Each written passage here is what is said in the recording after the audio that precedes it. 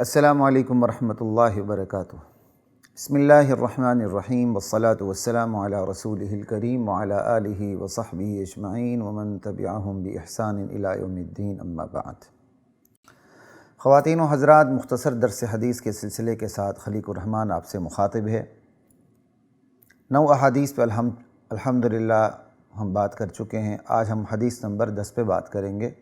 صحیح مسلم کی حدیث ہے اور صحیح مسلم کی حدیث نمبر 2175 ہے۔ حدیث نمبر 9 میں جو ہم بات کر چکے تھے وہ تھی بدگمانی سے متعلق، کہ نبی علیہ السلام فرماتے ہیں کہ ایاکم والظن، لوگوں اپنے آپ کو بدگمانی سے بچاؤ، کسی کے بارے میں تم نے بدگمانی نہیں رکھنی۔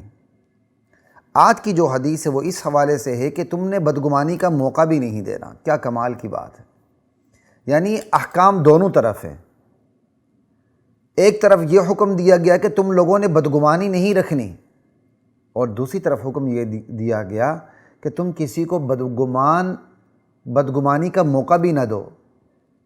کوئی ایسا موقع نہ دو کہ لوگ تم سے بدگمان ہو جائے، تمہارے بارے میں بدگمانی کرنے لگے۔ یہ حدیث کا جو مغز ہے اس سے یہ بات ثابت ہوتی ہے۔ اس سلسلے میں جو حدیث ذکر کر رہا ہوں وہ حدیث مسلم ہے 2175۔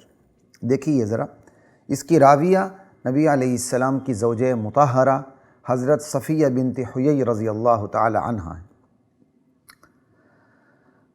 عن صفیہ بنت حیی قالت کان النبی صلی اللہ علیہ وسلم معتکفا۔ حضرت صفیہ بنت حیی فرماتی ہیں کہ نبی کریم صلی اللہ علیہ وسلم اعتکاف میں تھے مسجد میں۔ فأتیتہ ازورہ لیلا، میں نبی علیہ السلام سے ملاقات کے لیے رات میں حاضر ہوئی۔ فحدثتہ، میں نے آپ کے ساتھ گفتگو کی۔ ثم قمت لانقلب، پھر میں واپسی کے لیے میں اٹھ کھڑی ہوئی۔ فقام معی لیقلبنی، نبی علیہ السلام بھی میرے ساتھ ہی کھڑے ہوئے مجھے رخصت کرنے کے لیے۔ وکان مسکنھا فی دار اسامہ بن زید، یہ کلام کا اسلوب بتاتا ہے کہ یہ کسی راوی کے الفاظ ہیں کہ حضرت صفیہ کا گھر اس وقت اسامہ بن زید کے، حضرت صفیہ کی رہائش اس وقت حضرت اسامہ بن زید کے گھر میں تھی۔ یعنی حضرت صفیہ کی رہائش دراصل اس گھر میں تھی جو بعد میں حضرت اسامہ کا گھر بنا۔ فمر رجلان من الانصار، نبی علیہ السلام جب اپنی زوجہ کو، حضرت صفیہ کہتے ہیں کہ جب نبی علیہ السلام مجھے رخصت کرنے کے لیے میرے ساتھ چل دیے تو اسی دوران 2 انصاری صحابی گزرے۔ فلما رأی النبی صلی اللہ علیہ وسلم اسرع، جب ان 2 انصار صحابی نے، دونوں نے نبی علیہ السلام کو دیکھا کہ آپ تو اپنے اہل کے ساتھ، اپنی اہلیہ کے ساتھ کھڑے ہیں، اپنے اہلیہ کے ساتھ ہیں، اسرع، انہوں نے چلنے میں تیزی دکھائی، شرم کے مارے، حجاب کے مارے کہ نبی علیہ السلام اپنی اہلیہ کے ساتھ کھڑے، ہمیں تیزی سے چلنا چاہیے۔ شریفوں کا یہی طور طریقہ ہوتا ہے۔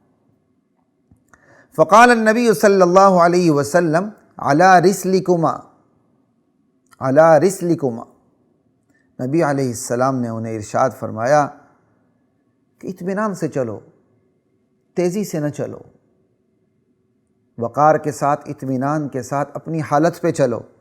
انہا صفیہ بنت حیی، یہ میری بیوی صفیہ بنت حیی ہیں، کوئی اور نہیں ہے، کوئی نامحرم عورت نہیں ہے۔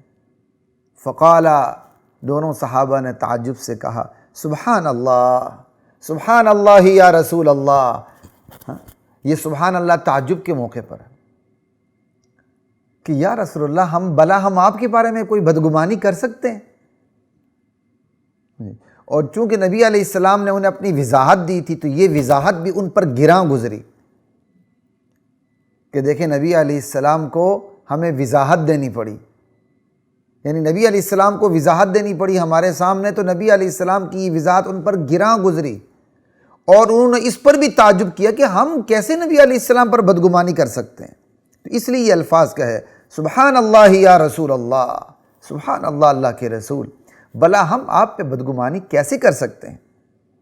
قالا، آپ صلی اللہ علیہ وسلم نے ارشاد فرمایا ان الشیطان یجری من الانسان مجرى الدم،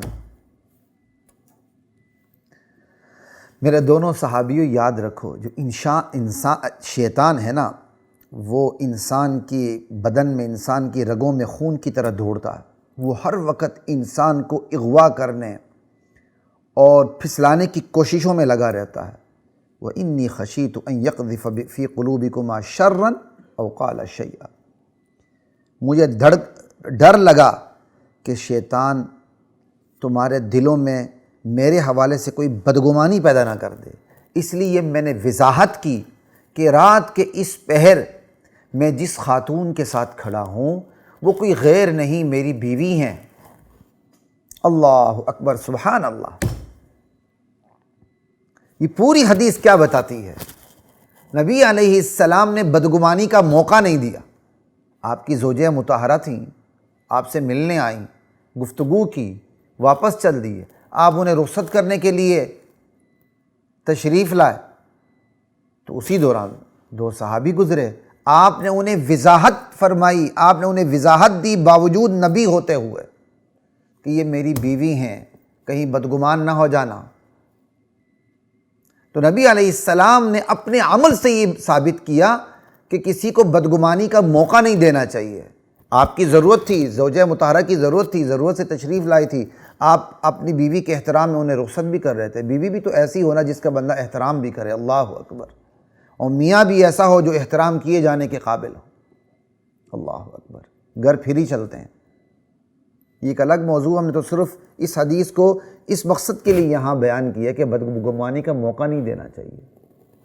تو نبی علیہ السلام نے بدگمانی کا موقع نہیں دیا بلکہ وضاحت فرما دی کہ یہ میری بیوی ہے۔ تو حدیث نمبر 2 میں یہ 9 میں کے اندر تھا بدگمانی سے بچو، حدیث نمبر 10 کے اندر یہ بات آ گئی، خود بدگمانی سے تو بچنا ہے، اور دوسرا حکم یہ بھی ہے کہ کسی کو بدگمانی کا موقع بھی نہ دو گے، اگر تم سے بدگمان ہو جائے۔ تو نبی علیہ السلام نے موقع نہیں دیا، فرمایا یہ میری بیوی ہے۔ ایک نئی نشست کے ساتھ آپ کی خدمت میں حاضری ہوگی، تب تک کے لیے اجازت دی، السلام علیکم ورحمۃ اللہ وبرکاتہ۔ وَلَقَدْ أَنزَلْنَا